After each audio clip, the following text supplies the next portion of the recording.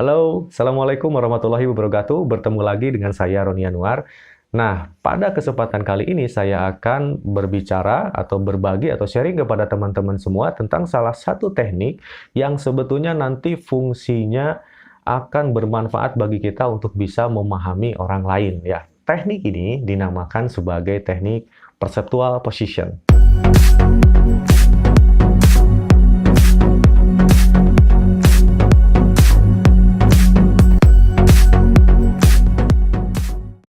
Oke teman-teman semua, dalam kehidupan tentunya kita tidak akan lepas untuk bersinggungan ya, atau berdekatan dengan orang lain, atau kita berkomunikasi dengan orang lain.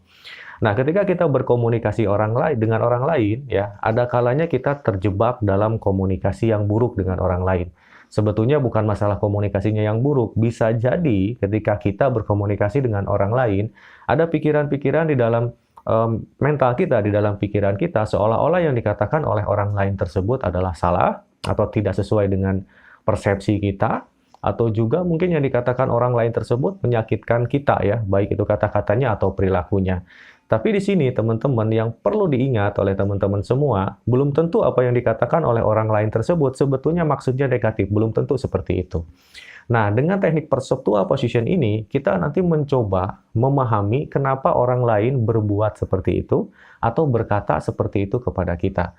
Jadi intinya di teknik perceptual position, kita nanti diajarkan untuk bisa lebih bijak lagi dalam menilai apa yang dikatakan oleh orang lain ataupun apa yang dilakukan oleh orang lain kepada kita. Jadi sebetulnya manfaatnya ini luar biasa ketika nanti kita bukan hanya melakukan teknik ini, tapi juga memahaminya. Oke teman-teman semua ya, dalam kehidupan kita, sekali lagi ya, kita selalu dihadapkan dengan orang lain. Ya mungkin kita terjebak dalam komunikasi yang buruk dengan orang-orang terdekat dalam kehidupan kita tadi ya. Misalnya dengan orang tua kita, misalnya dengan saudara kita, adik kita, kakak kita, dengan pasangan kita, dan lain sebagainya. Mungkin ada kalimat yang diutarakan oleh mereka yang langsung ya menyakitkan kita. Tapi sebetulnya mereka tidak bermaksud seperti itu. Ya, tapi kebanyakan dari kita ya ketika kita berkomunikasi dengan orang lain, ya dengan orang-orang terdekat tadi yang saya utarakan, kita langsung memvonis ya, kita langsung menyatakan bahwa yang dikatakannya itu salah. Ya bisa jadi sekali lagi mereka menyatakan seperti itu pasti ada maksud tertentu. Ya, nah di sini dengan teknik perceptual position nanti kita lebih bijak lagi untuk menilai bahwa mungkin saja yang dikatakan orang tersebut maksudnya bukan ke situ gitu loh. Ya, maksudnya itu bukan untuk mengatakan sesuatu yang negatif atau buruk terhadap kita. Oke, kita sekarang akan masuk ke dalam tekniknya. Nah, di dalam teknik perceptual position nanti, ya di sini ada 3 peran nanti yang akan kita perankan ya. Yang pertama yaitu sebagai diri kita sendiri. Yang kedua itu nanti sebagai orang lain yang diajak komunikasi dengan kita. Yang ketiganya yaitu sebagai observer atau pengamat. Contoh misalnya, ya. Pada suatu waktu, misalnya kita ingin berkomunikasi dengan orang lain, misalnya. Nah, kita ini merasa bahwa memiliki komunikasi yang buruk dengan orang tersebut. Ya, supaya kita bisa lebih memahami orang tersebut, nah nanti kita, ya, selain menjadi diri sendiri, ya, sebagai diri sendiri tadi di peran yang pertama, kita juga nanti berubah secara mental, ya, menjadi orang tersebut, ya. Nah, kemudian nanti kita juga akan berubah menjadi seorang observer atau komentator ya, yang menilai percakapan antara kita, diri kita sendiri dengan orang lain. Ya, contohnya misalnya kita sedang memiliki komunikasi yang buruk misalnya dengan saudara kita. Ya, misalnya saya dengan adik saya misalnya. Nah, pada satu waktu saya berperan dulu sebagai saya, ya berkomunikasi dengan adik saya misalnya seperti itu. Kemudian saya berubah, ya, saya berubah dulu sebentar secara mental, di dalam imajinasi saya berubah menjadi adik saya. Sehingga seolah-olah di sana saya dengan adik saya itu ada percakapan. Ya, kenapa adik saya mengambil sikap seperti itu? Kenapa saya berseberangan sikap dengan adik saya? Nanti satu sama lain kita berkomunikasi. Padahal itu diri kita sendiri. Kita mainkan perannya di dalam imajinasi kita. Nah, posisi yang ketiga nanti sebagai seorang pengamat atau sebagai seorang observer di situ adalah melihat percakapan antara saya dengan adik saya, begitu ya. Jadi pihak satu, pihak kedua. Ya, saya melihat ya, saya sebagai seorang observer nanti melihat.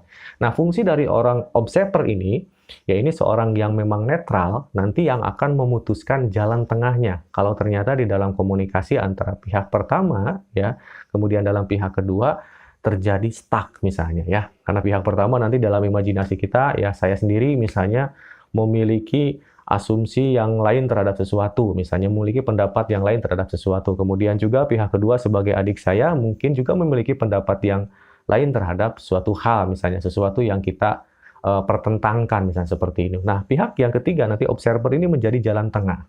Ya, sehingga nanti diambil kesimpulan apa yang harus dilakukan. Jadi, posisi observer ini adalah sebagai posisi yang bijaksana untuk menentukan sikap bagi kedua pihak tersebut. Nah, di sini rekan-rekan, peran dari perceptual position ini sebetulnya adalah ya bagaimana caranya kita nanti berbagi peran ya, berbagi peran, merubah peran menjadi diri kita sendiri, menjadi orang lain nanti yang akan kita ajak komunikasi dan sekali lagi menjadi seorang komentator. Nah, pertanyaannya ini fungsinya kenapa harus seperti itu gitu ya? Manfaatnya kenapa harus seperti itu? Yang pertama balik lagi, dengan teknik perceptual position nanti kita diajarkan untuk lebih bijak ya menjadi orang lain. Ya, sehingga kita nanti paham. Contohnya tadi saya menjadi paham kenapa adik saya melakukan itu. Kenapa adik saya dengan saya terjadi pertentangan komunikasi. Saya paham. Ya, kemudian saya melihat dari kacamata orang ketiga, observer tadi, saya lebih paham lagi. Ternyata kenapa adik saya kok kekeh misalnya, atau dengan pendapatnya dia kekeh dengan pendapatnya dia. Pasti ada maksud positif ya yang ada di dalam pikiran adik saya tersebut.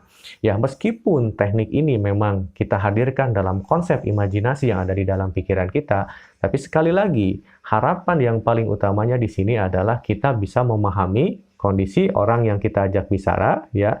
Kemudian juga kita bisa memahami lingkungannya. Oke, teman-teman semua ya, saya tidak akan panjang lebar lagi yang membahas masalah perceptual position ini, teknik perceptual position ini. Nah, bagi teman-teman nanti yang ingin lebih dalam lagi mempelajari teknik-teknik NLP, kemudian juga hipnoterapi, nanti boleh menghubungi saya ya di sini, nomor di bawah ini ya, rekan-rekan nanti silahkan.